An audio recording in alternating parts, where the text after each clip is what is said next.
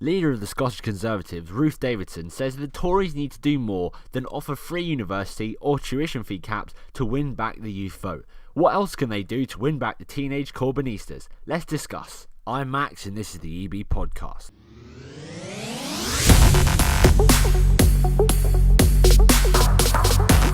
So, as a lot of us know, one of the issues the Conservatives has always had, and will always have unless they change, is that they always lose out to Labour big time, especially in terms of young voters.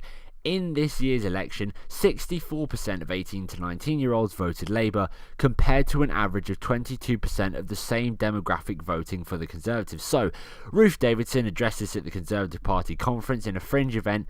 She said the government shouldn't be reliant on using tuition fees to attract young voters.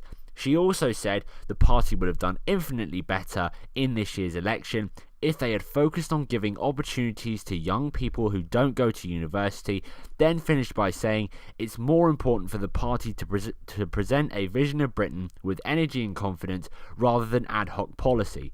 And she's right. As I've said before, the way Conservatives win over every age is to tailor to them. So for the young people, you present a young, energetic, in-your-face campaign with bold ideas about how capitalism and free markets and personal freedom presents opportunity, personal freedom, more success or chances to create success, just as Labour, credit to them, presented a confident, sort of energetic campaign. There were banners, there was the chant, there was the speeches, there were the slam dunk comments, there were the pictures with grime artists, the promise that socialism can bring the young people many free government provided things to make their life better. Whether you agree that socialism can actually do that, there's a lot of evidence obviously throughout history which doesn't support that idea at all.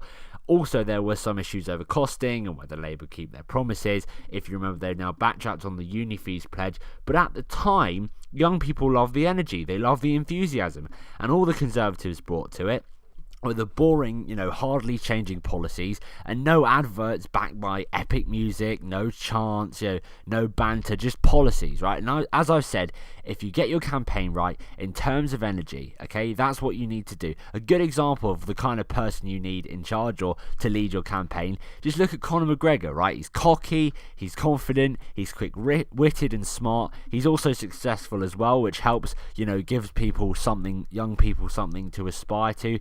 And then there is the god-awful way that Conservatives do their social media adverts.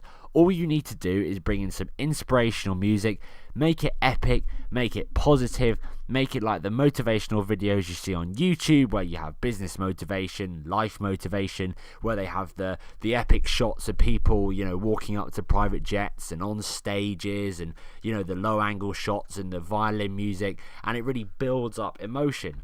And that will get you the youth vote if you bring energy to it.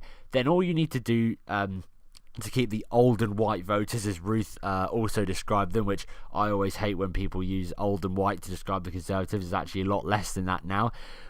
All you need to do to get the older voters is put in some good policy. So change the way they run their campaigns, change the way they appeal to youngsters, even maybe hire some young people to help bring their experience to life.